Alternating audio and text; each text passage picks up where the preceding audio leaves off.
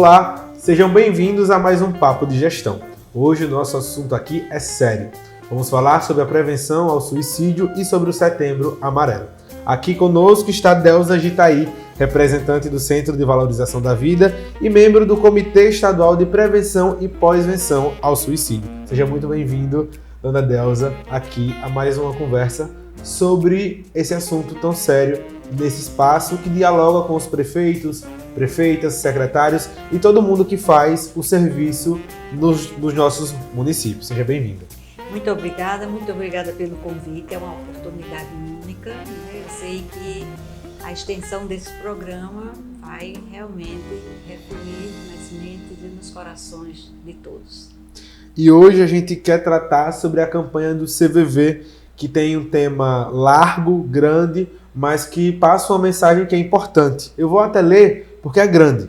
É acolher, receber alguém, aceitar algo, dar ouvido, levar em consideração, admitir alguém em seu convívio, abrigar-se, refugiar-se, atender, escutar, ouvir, acolher, é cuidar.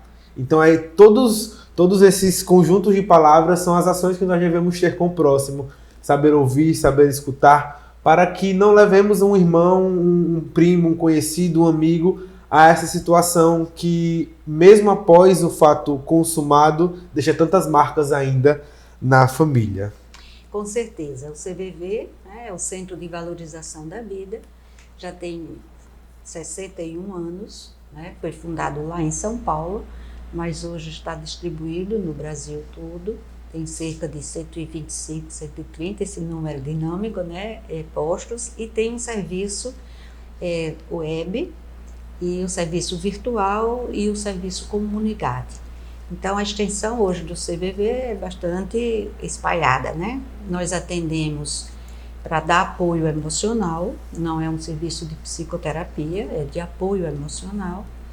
E como a campanha expressa, o nosso apoio é basicamente o acolhimento, é colocar no colo, dar o abraço, cuidado àquela pessoa que nos liga ou que nos passam ou através do virtual ou na comunidade.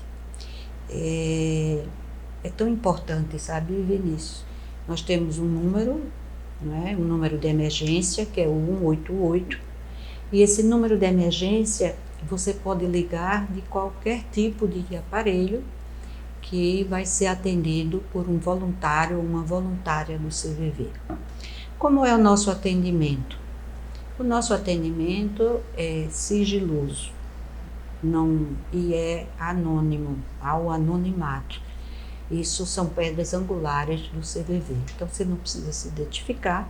Nós não identificamos o número da pessoa, nem quem é, nem perguntamos o nome, né? E a pessoa, então, ali ele faz seu desabafo. Esse desabafo, muitas vezes, é uma dor muito... Eu vou fazer essa fala assim, é uma dor muito doída. É um sofrimento muito grande, né? E nós, voluntários, somos treinados mais para ouvir, numa escuta qualificada, do que para falar. Mas nós conversamos, né? Nós dizemos que são 3 características. Escutar, compreender e comunicar. A pessoa, isso se estabelece o que nós dizemos uma relação de ajuda, de modo que a pessoa se sinta realmente acolhida. Essa situação, ela acomete diversos tipos de pessoas, de diversas classes sociais, que possuem os diversos problemas. É muito complexo a gente falar sobre suicídio no Brasil, no mundo. Os dados alarmam, infelizmente. Estamos em crescente, né? Os números dizem que a maior parcela da população que sofre e chega a esse fato são pessoas de 15 a 29 anos, né?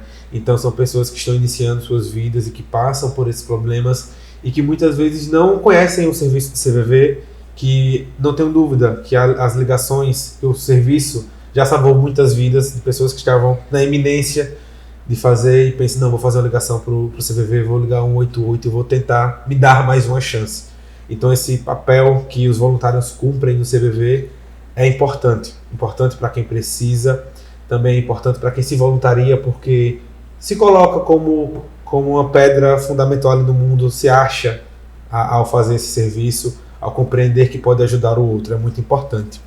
E aí eu queria saber um pouco, Delza, da importância dessa campanha do Setembro Amarelo que o CVV toca aqui no Brasil, em Alagoas e nos municípios alagoanos. O Setembro Amarelo tem uma história, né? O CVV foi uma instituição partícipe, né, dessa campanha desde o início. E, na realidade, é uma campanha para convidar a reflexão, para chamar a atenção, seja da sociedade, seja do poder público, para a necessidade de ações em relação à prevenção e à pós-venção do suicídio. A gente diz que o Setembro Amarelo é em setembro, mas a prevenção é o ano inteiro, todos os dias, em todos os momentos. Porque, na realidade, Vinícius, muitas vezes, essa questão está muito próxima da gente e a gente não percebe, né? Então, há tanto os fatores de risco quanto há os sinais, né? Às vezes, a pessoa... A gente trabalha, uma das características é a ambivalência. A pessoa que está com ideação suicida ou está com processo de morrência, que é pensar, ficar nesse pensamento, fazer um planejamento e até tentar, e se for o caso, morrer por suicídio. Então, esse processo, a pessoa emite sinais, né? E está com uma ambivalência, quer dizer, de um lado a pessoa quer morrer, de outro lado a pessoa quer viver. Na realidade, pelo instinto de sobrevivência, é muito difícil que queira morrer. Então, o que é que a gente trabalha? A gente trabalha nessa valência do querer viver, né? E é muito importante isso. Não que a gente vá... O CVV não tem vínculo religioso, não tem vínculo político-partidário, não tem vínculo com nenhum órgão, né? Esse telefone, esse número de 188, é uma parceria com o Ministério da Saúde, e ele nasceu num momento muito especial do Brasil, que foi no episódio de Santa Maria, né? Até ali nós trabalhávamos com números, né? E os números, então, quem ligava tinha que contribuir, né, financeiramente. E no episódio de Santa Maria, aquela cidade toda ficou impactada por aquilo que aconteceu. E aí o da Boate Kiss. O da Boate Kiss, né, que envolveu toda a cidade. E aí houve um pré-projeto para a implantação desse número para que as pessoas pudessem ter tempo de falar da sua dor, né, de ter tempo. Não é, já havia o CVV lá, então, e aí deu tão certo nesse sentido, né? Porque quando a gente está com uma dor, a gente não quer ouvir conselho, a gente não quer ser criticado, não quer ser julgado, a gente quer ser acolhido. Ser ouvido. A gente quer que o outro compreenda a dor sem comparar. Ah, mas você está sofrendo assim, mas eu também já passei por isso. Nada disso. A pessoa quer ser ouvido, ser escutado, ser aceito naquela dor, não é? Porque a dor, ela tem significados diferentes, que depende da percepção de cada um. Uma dor enorme para você pode não ser daquele tamanho para mim, né? Então eu não tenho como e nem por que julgar a dor do outro. O que eu tenho que fazer é estar empática para compreender que aquilo está doendo, e está doendo muito no outro. Mas há um outro lado, sabe, Vinícius? Tem pessoas que nos ligam, principalmente no final de ano, para agradecer, para dar uma boa notícia. Olha, eu passei tanto tempo ligando para o CVV, mas agora arranjei um relacionamento, coisas assim. Como é sigiloso, a gente não, mesmo que sejam duas pessoas da mesma família, mesmo que seja marido e mulher, a gente não pode, não deve passar a história de quem nos liga para ninguém. Sim. E isso é muito simples de entender, né? Porque o sigilo é um sinal de respeito, mas vai além. Eu não posso invadir a privacidade do outro. A história do outro é do outro, não é minha. Então eu não tenho o direito de contar a história do outro a ninguém. Então, nesse sentido, a gente é treinado, e aí você falou, né, de quem atende e quem é voluntário. Olha, gente, nós precisamos muito de voluntários. O número é muito alto. Quem está atendendo não para atender. Às vezes pode ficar alguém esperando um pouco para ser atendido. Agora, em outubro, nós vamos abrir um novo, é o terceiro desse ano, um novo curso de capacitação para o CVV. Quem quiser se inscrever no site cvv.org.br, deve iniciar no dia 5 ou 6, não estou me lembrando aqui, no dia de outubro. Venha fazer o bem e venha se sentir bem. Ô Dalva, só pessoas da área da saúde podem se voluntariar ou todo mundo pode contribuir? Qualquer pessoa que tenha mais de 18 anos. Só tem 3 requisitos. Ter mais de 18 anos, gostar de gente, né? Então, ter essa disponibilidade interna de ouvir o outro sem querer mudar o outro, né? Principalmente naquelas circunstâncias. Porque a diferença entre quem está ligando e quem está atendendo é a circunstância. Sim. Mas são 2 pessoas, por isso que a gente chama de relação de ajuda, né? E a terceira característica é ter disponibilidade de tempo. Por quê? Porque é um sistema de plantão. Então, eu me comprometo, por exemplo, a dar um plantão por semana. Esse plantão é de 3 a 4 horas. E aí, cada posto, né, vai ter, e cada serviço vai dizer, vai estar nessa variável. Então, se eu me comprometo, por exemplo, com um plantão dia de segunda-feira de 7 às 10, toda segunda-feira de 7 às 10, esse é o meu compromisso. Sim. Elza, me conta um pouco, como os prefeitos, as prefeitas, os secretários municipais de saúde e da assistência social podem levar essa campanha para as cidades, para os municípios, para a população, que pode ter ali alguém do lado que está nessa ambivalência, nesse processo de pensar, estar na ideia e até chegar ao ato? É muito importante, né? E a gente costuma dizer que é conhecer para agir, né? Como o suicídio ainda é um tabu, ainda muitas pessoas até ficam assim em dizer o nome, suicídio, né? Principalmente no interior, onde as famílias são muito próximas, né? E isso vem da cultura, desde a Idade Média e vem por aí. É muito importante que toda a sociedade e o poder público, né, seja municipal, seja estadual, seja um campo jurídico, né, comece, já começou, Setembro Amarelo já se tornou mais amplo, né? Comece a trazer possibilidades de palestras, de encontros, né? A gente, por exemplo, no Setembro Amarelo, às vezes a gente tem que setembrar o outubro, pela quantidade de palestras que nos pedem, né? Além disso, que ter de fato uma política, seja estadual, seja municipal, de prevenção e prevenção do suicídio. Porque isso envolve algo, a gente pensa que suicídio é só saúde, mas é muito saúde, né? Nesse sentido, né, dotar de fato os serviços de saúde mental com mais pessoas e pessoas qualificadas, né, que de fato haja psiquiatra, haja psicólogo, haja psicopedagogo, haja o pessoal da assistência social, né, que os terapeutas ocupacionais. Então, essa política não é uma política somente, eu digo somente muito maldito, né? Não é considerando os munícipes e os alagoanos e alagoanas que morrem ou que ficam traumatizados pela morte de alguém por ele, né? Mas é também uma questão, além da questão humanitária, uma questão econômica.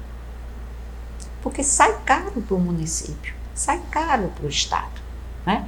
Há estudos mostrando que um atendimento por suicídio ou a tentativa de suicídio é mais caro do que um atendimento de um infarto, por exemplo.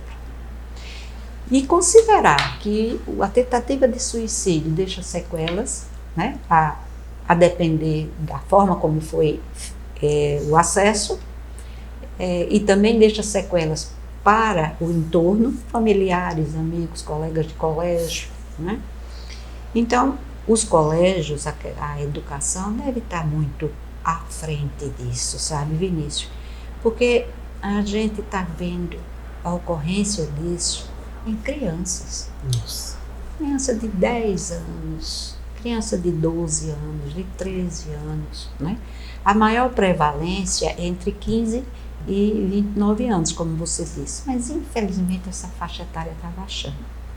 E isso é escola. Né? Além da família, que é o primeiro lugar, mas é a escola, né?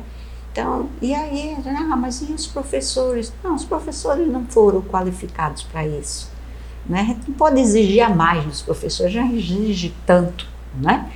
Para exigir mais, isso não, é preciso que tenha uma rede de apoio, uma rede de proteção.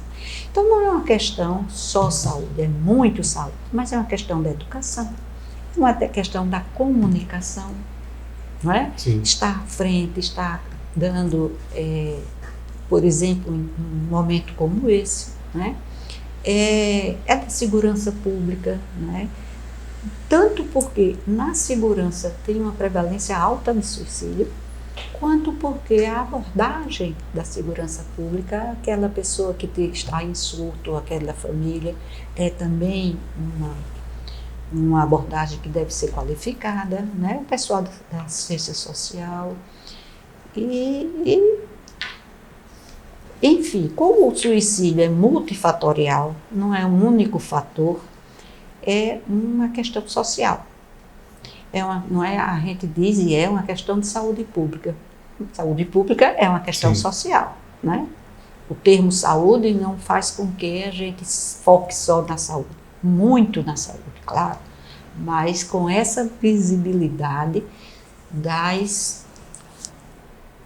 dos elos que se estabelecem, né? Você vai numa escola, por exemplo, quando a gente vai fazer palestra em escola, e muitas crianças estão de manga comprida, de moletom de manga comprida, calça comprida, no clima da gente, né?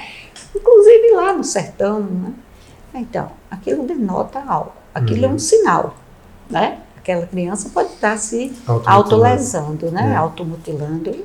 Não quer dizer que toda automutilação leva ao suicídio, porque tem a automutilação, chama autolesão, com intencionalidade suicida e sem intencionalidade suicida. Mas é um risco muito alto. E a gente percebe que é só por um trabalho integrado entre saúde, entre segurança, entre educação, assistência social, a própria administração e a Secretaria de Finanças, por exemplo, que a gente consegue trabalhar esse tema de forma eficaz. Você trouxe um exemplo para mim é novo. Eu não sabia que o custo de um tratamento pós-tentativa de suicídio seria mais caro do que do atendimento a um infarto, um infarto, né? Então, até na prevenção ajuda o município a economizar suas finanças e que esse recurso pode ser aplicado nessa prevenção e em outros setores. Isso. E com a sua experiência, Delza, como você enxerga a dificuldade de implementar essas políticas públicas nas cidades, principalmente nas menores, né? Porque falar sobre suicídio, falar sobre esse assunto é pesado e é um tabu, principalmente. Isso dificulta a implementação de políticas públicas nas cidades? Dificulta, mas quem assume, não é, uma política pública, um cargo público, assume o seu compromisso com aquela população, qualquer que seja. No Brasil tem muitos tabus, né? A gente ainda tem uma estrutura, inclusive uma estrutura cultural e de poder muito enviesada nesse sentido, né? Isso sim. Agora, a vontade política de enfrentar algo tão sério, a despeito de ser um tabu, isso é do poder público, né? Então, se eu tiver, volto à história, né? Se eu tiver o conhecimento como o Brasil fez assinou um termo com a Organização Mundial de Saúde, junto com vários outros países, e se comprometeu a diminuir a prevalência do suicídio, a taxa do suicídio, em 10% até 2020. Aumentou em 17%. Muitos outros países cumpriram o acordo, né? Então, nós não estamos falando de algo, e eu vou dizer, Vinícius, de algo fora. A gente está falando de algo do nosso entorno. Do nosso entorno, né? Muitas vezes um filho que se isola, ou que perde a vontade de jogar futebol que gostava tanto, ou de sair com os amigos. Muitas vezes um idoso, né, que começa a dizer, não quero mais nada na vida, para que eu estou vivendo, eu só sou um estorvo. Porque a prevalência em idosos também é muito alta, né? Às vezes eu digo assim, aquele idoso que quando a gente chega em casa, Vinícius, você chegou, vem cá, meu neto. E aí vai contar a história, e aí você diz assim, vovô, você já me contou isso tantas vezes? Eu já sei isso de cor e salteado, né? Mas para ele era tão importante, né? Mesmo sendo a história de outra pessoa, mas faz parte do que ele internalizou de importante. E aí ele fica, para que eu estou aqui? Né? Isso é importante que a gente faça tudo o que puder para propor ações. E nisso entra o Comitê Estadual de Prevenção e Pós-Venção do Suicídio em Alagoas. É um comitê formado desde órgãos do Estado, do município, instituições como o CVV, como o CAVID, instituições que trabalham com a prevenção e pós-venção do suicídio, conselhos de classe, né? Para quê? Para que a gente possa propor, possa articular ações de prevenção e pós-venção do suicídio em todos os municípios do estado de Alagoas.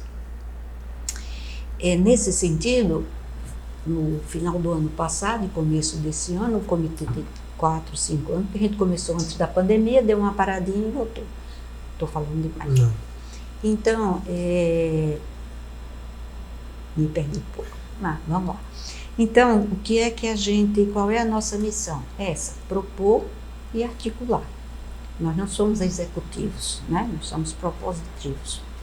E aí, no final do ano passado, começo desse ano, nós fizemos um fórum aqui em Maceió, um outro fórum em Arapiraca. Arapiraca é um município que a prevalência do suicídio é maior do que Maceió. Nossa!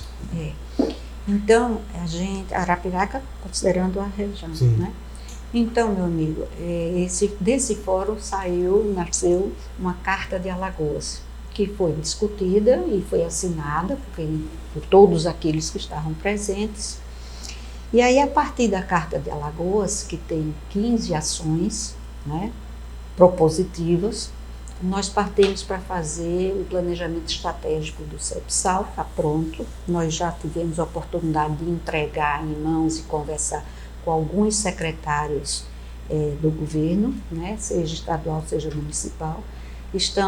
Já pedimos audiência a praticamente todos, estamos esperando que haja um tempo que a gente possa ir lá, eu não estou dizendo eu, mas o comitê.